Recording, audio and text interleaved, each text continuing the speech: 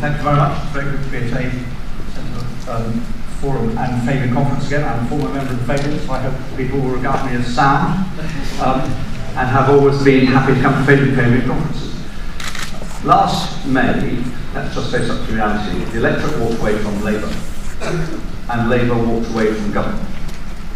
And we decided that there were two options. It was either allow a minority Tory government to run the country with the normal probability that they would have then gone to the country when they could and probably got a Tory majority, or to do what we'd always argued for, which is believe in pluralist politics and see if we could negotiate progressive government, even with a party who we hadn't expected to be negotiating with. And we did that negotiation. We didn't obviously get everything we wanted. You don't in a coalition. You have to compromise, you have to reach agreements. But many of the fundamental principles we did secure. Taking poorer people out of tax, delivered this spring. Linking pensions back to earnings, not delivered ever by Labour and government, broken by Mrs Thatcher. Making rich people pay more, delivered this spring, capital gains tax. And then a political and social, and constitutional reform agenda started already, moving to take away identity cards that the authoritarian Labour government had imposed, reduce detention without trial, have an inquiry into allegations of torture, make sure that we move to a fairer political system for the Commons, make sure we have an elected second place, all the things that Fabians have argued for all the time, and many other progressives have too. I believe, Polly, that of course we can't get everything we want, that my objectives have never changed, and those of my party have never changed. We want a fairer Britain. We want to narrow the gap between the rich and the poor.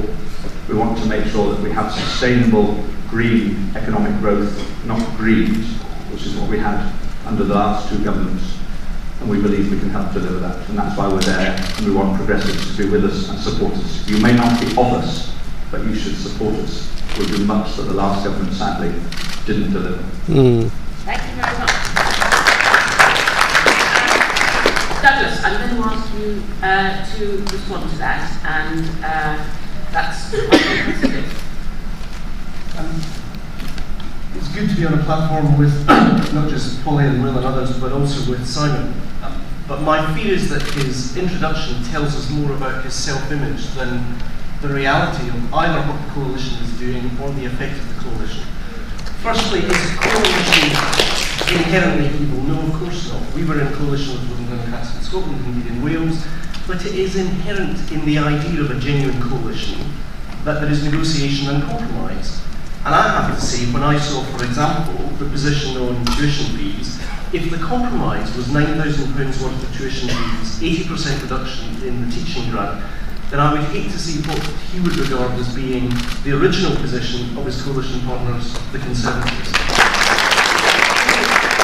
If it's a genuine negotiation and compromise, why have we ended up with what he would call a compromise, whereby the country's families are contributing more to deficit reduction than the country's banks? There are two fundamental problems, I think, both in policy and in political terms, with the critique that Simon has offered. In policy terms, what does progressive actually mean? You can insult the IFS all you like, you can try and redefine fairness, but the truth is, unless the cumulative effect of your policies differentially benefits those least off in society, then I don't think you're entitled to the self-identification as a progressive.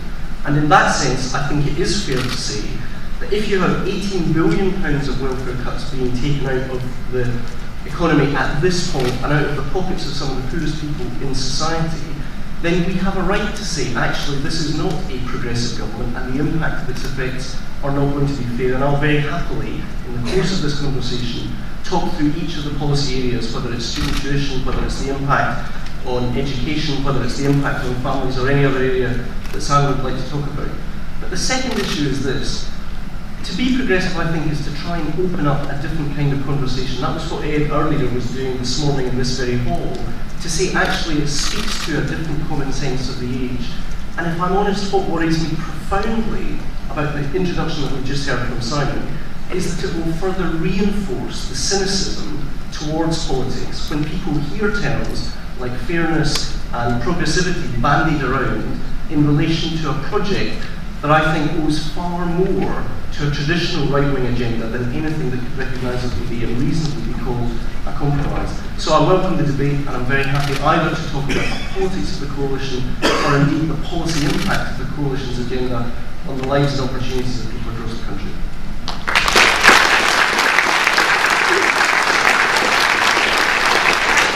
Thank you very much. Sharon Berry, can Progressives influence the coalition?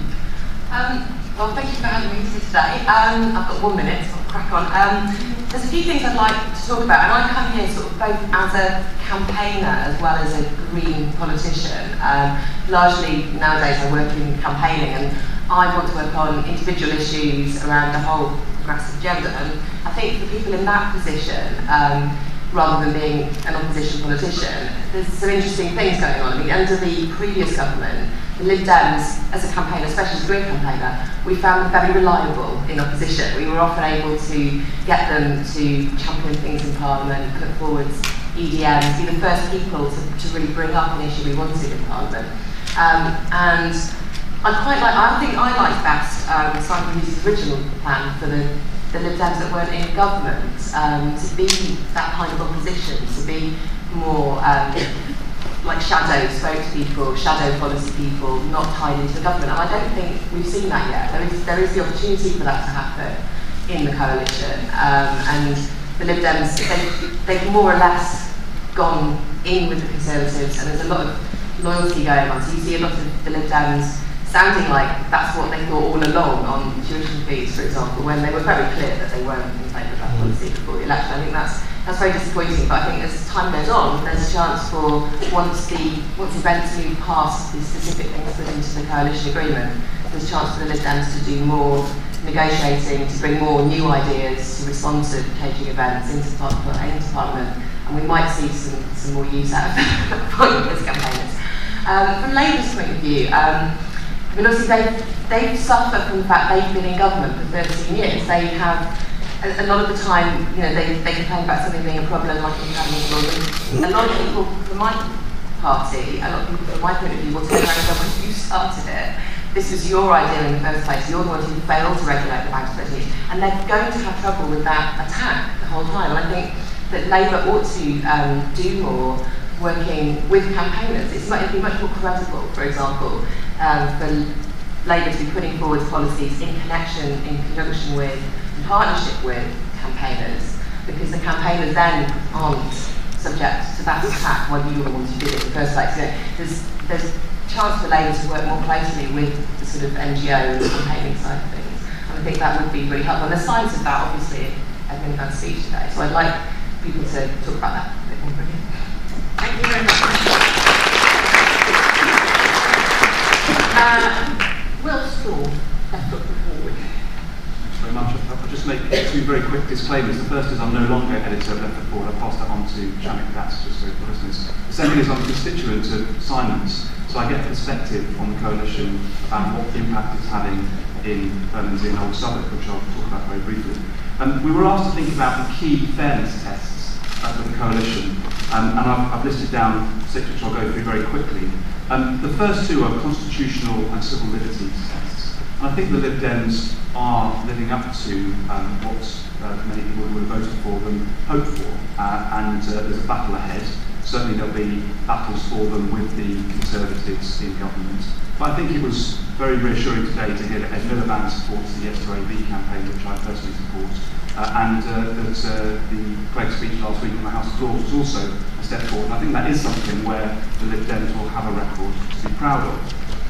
On environment and foreign policy, which is the third and fourth, I think the jury's really in balance at the moment. There's a huge agenda there in relation to climate change, in relation to nuclear proliferation, in relation to terrorism.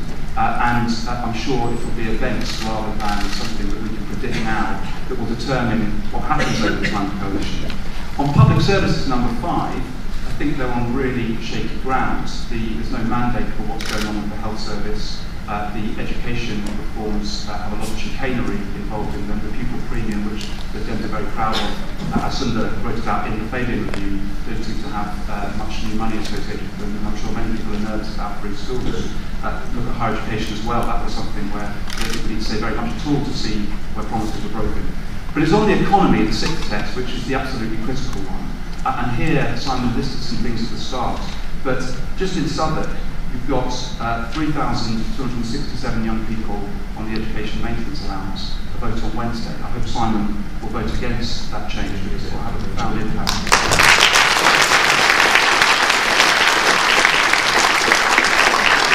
In Southwark, there are 1,340 housing benefit recipients who are going to lose out from these absolutely catastrophic changes that they're making, which respected organisations like the National Housing Federation think will end up putting people on the streets or moving them out of places like Southwark, where there are very, very deep-rooted communities.